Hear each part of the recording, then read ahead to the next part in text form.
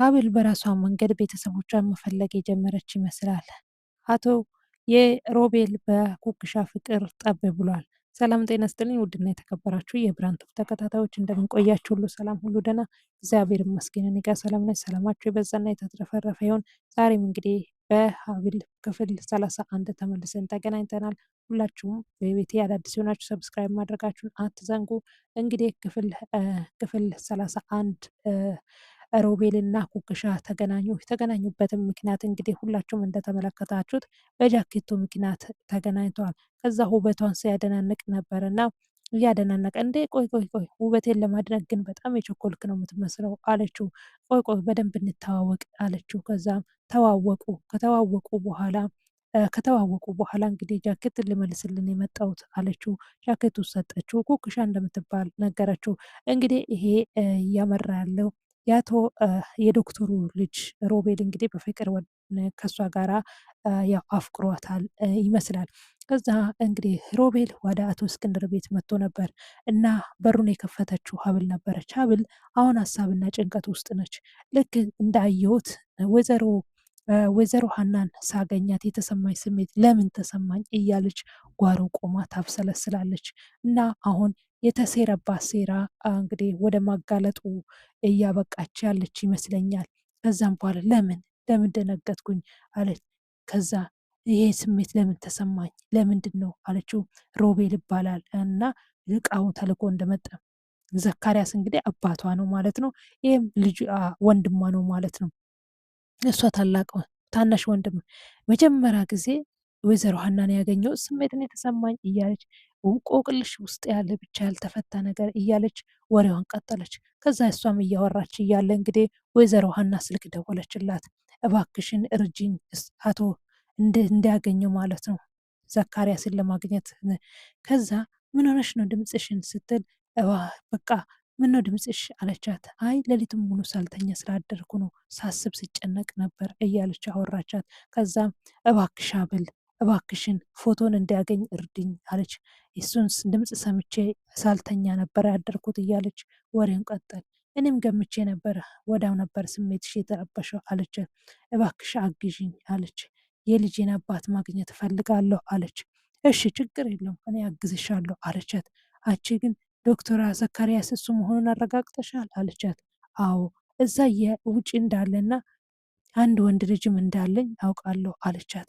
ከዛ የፈጣሪ አለ አለች። ምነው ብልዬ አለቻት። እሷም አይ የዶክተር ደጋሲያ ልጅ ዛሬ ትናንትና አንቺ ከሄድሽ በኋላ መጥቶ መድኃኒት ሰጥቶ የነበረ ሄደው አለቻት። እሷም ደነገጠች። ምን አለች? አዎ መጥቶ ነበር አለቻት። ከዛ ተከትሎ ለውጣ ስል ግን ስልኩን ጣለችው። መኪና አስነስቶ ብኝ ሄደው ነው አለች። ከዛ ሄሎ ሄሎ ወይዘሮ ሀና አለች። ከዛ ደንግጣ እሷም ቆመች። ወይኔ በጣም ደንግጣለች። መናገር አልነበረብኝም እንዴ አለቻት አለችና ማሰላሰሏን ቀጠለች። ከዛም በኋላ እንግዲህ ዶክተር ዘካሪያስን በልጁ በኩል እኮ ማግኘት ትችል ይሆናል አለች። እሷም ቤት እንደ ሀሳብ ማለት ነው። ከዛ ሀብል አሁን ተወልቆ ያደግከው ግን እዛው ነው ወይስ ውጭ ሀገር ነው አለ። አይ ሀቫቭ ነኝ አላት። እንግዲህ ኩክሻና ሮቤል ወሬያቸውን ቀጠሉ። ከዛ እዚህና እዚህ ነው ያደግኩት አለችው። የተወለድኩት ውጭ ነው አለች። ከዛ እቅርታ ነኝ እንግሊዘኛውን በአማርኛ ተተረጉምልኛል እንግሊዘኛ ሲበዛ ያስነጥሰኛል አለች። የቤቱ ብቸኛ ልጅ ነኝ አለ። እንግዲህ ሀብል እንዳለች አባቱ ስለማያውቅ አባትየው ያለው አንድ ወንድ ልጅ ነኝ አለ። ከዛ ቆይ አንተ ግን ውበቴን ለማድነቅ በጣም አልዘገየም አልፈጠንክም አለችው። ቆንጆ ለማውራት እኮ ምንም ማለት አይደለም እያለ እሱም እየጀነጀንከኝ ነው እንደ አሁን ያልከው ቃል ምን ማለት እንዳታውቅም አለ። እየቀለድክብኝ ነው አለች። ከዛ መኪና ውስጥ ገብተው አብሮ ሄዱ። ከዛ አጸዳም ሻይ እንግዲህ ካፌ ሀረግን ቀጥራት ነበር።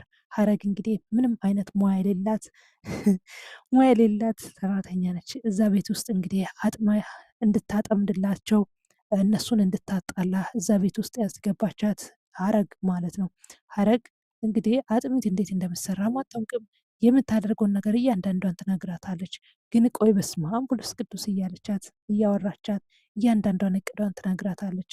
ከዛ ቆይ በድጋሚ በስመ አብ ማለት ይቻላል እንዴ እያለች ማሾፋን ቀጠለች። እሷም ማለት ነው ነገር ግን ቤተሰቡ እኮ በጣም የሚያሳዝን ቤተሰብ ነው፣ እንደዚህ አይነት ነገር የሚሰራበት ቤተሰብ አይደለም እያለች እሷም ነገረቻት። አይ ለእነሱ መሳሳትሽ ነው ብር አይደል እንደምትፈልገው አለች።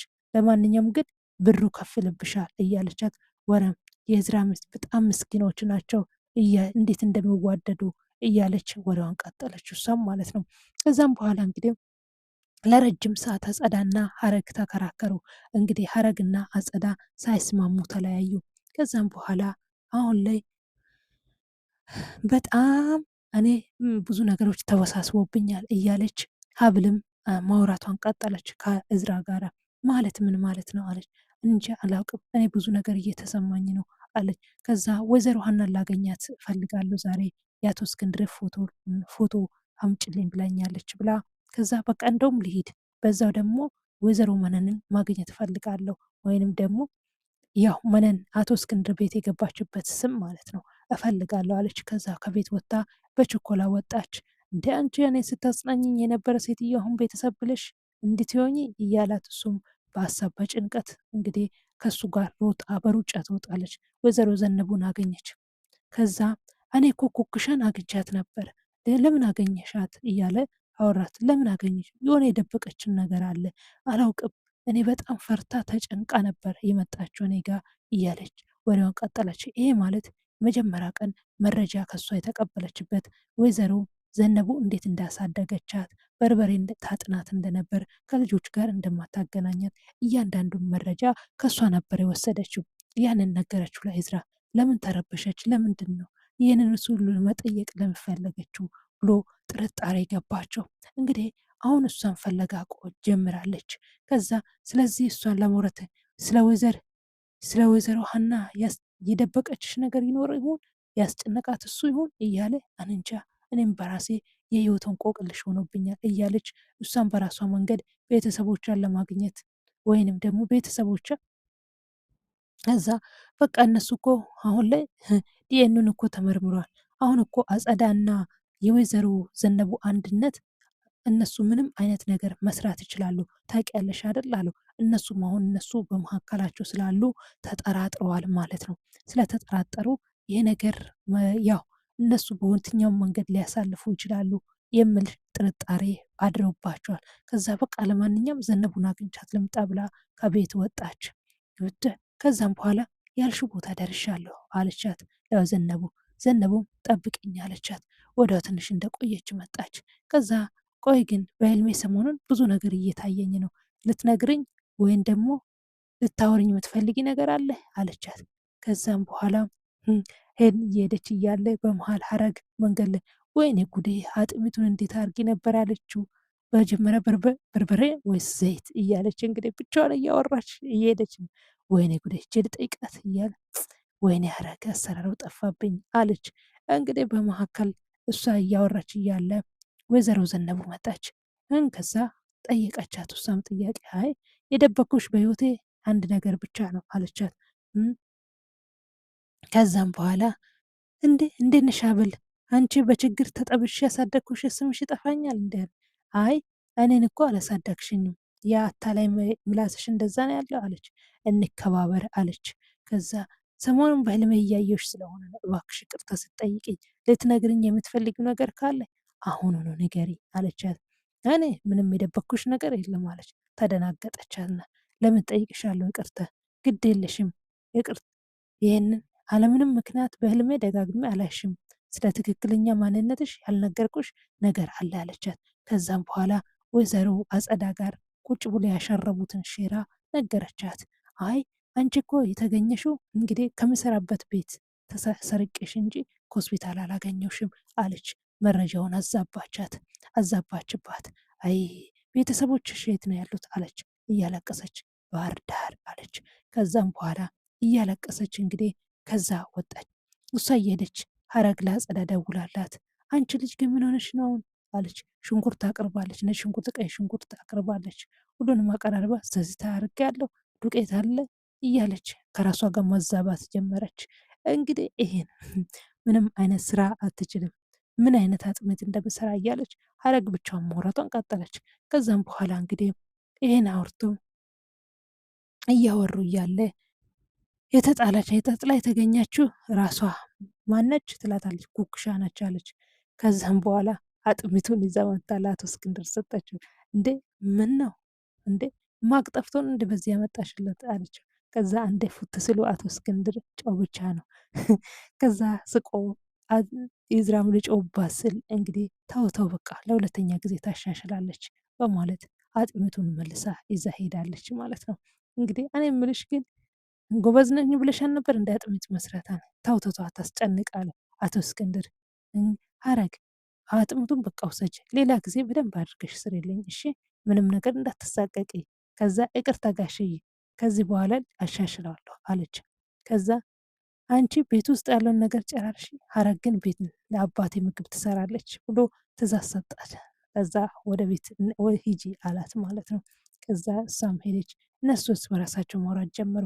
ከዛ ሀብል ደወለች። ሀብልም ተረብሻለች። ከዛም በኋላ ምንን እንዳገኛት ነገረቻት። ከዛም በኋላ ምን አደረግሽው? ምንም አላደረግም፣ ይሄ ከባድ ነገር አይደለም አለችው።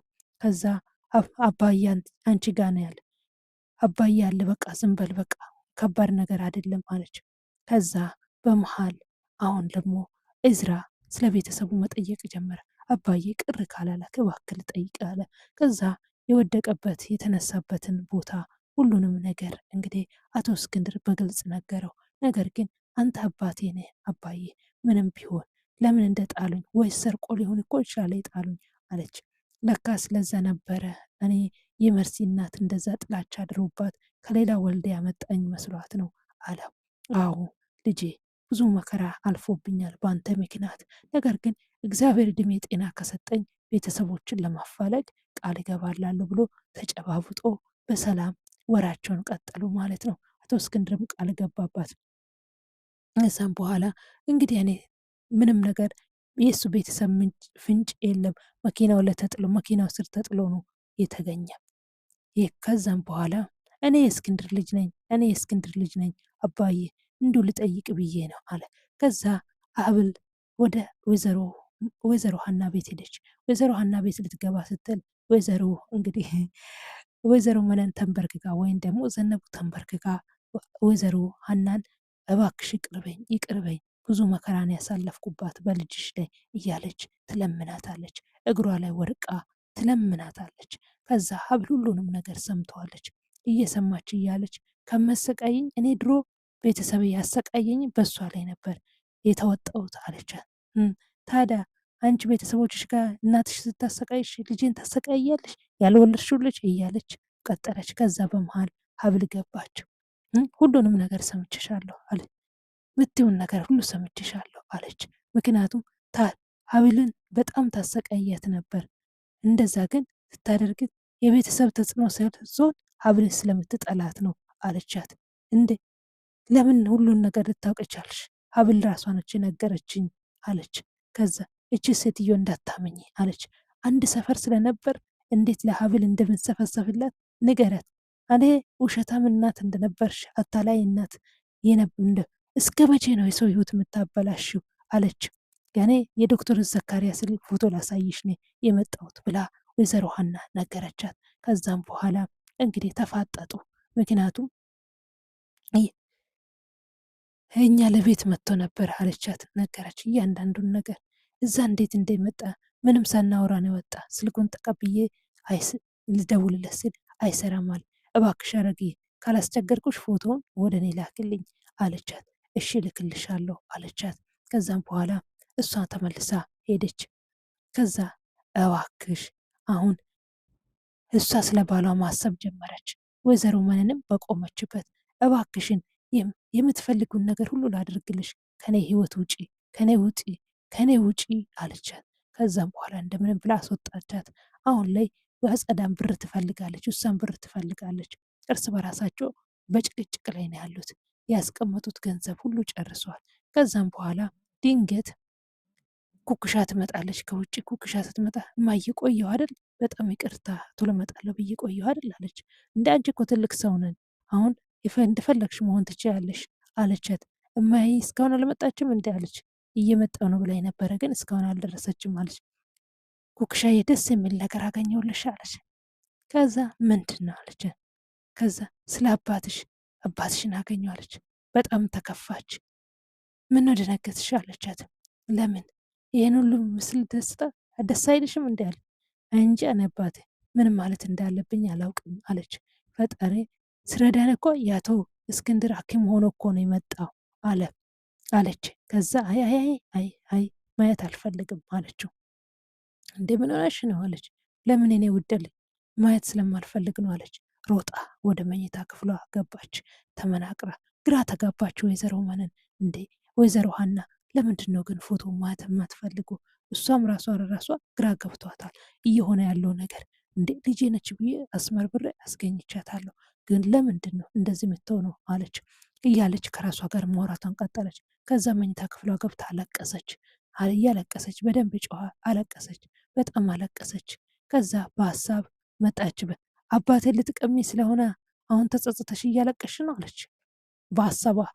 እባክሽን እባክሽን እባክሽን በጣም ይቅርታ ይቅርታ ይቅርታ ይቅርታ፣ ከዚህ በፊት ነግረሽ የለ ቤተሰብ ስባል ምንም አይነት ምስኪን ነኝ ታውቂያለሻል።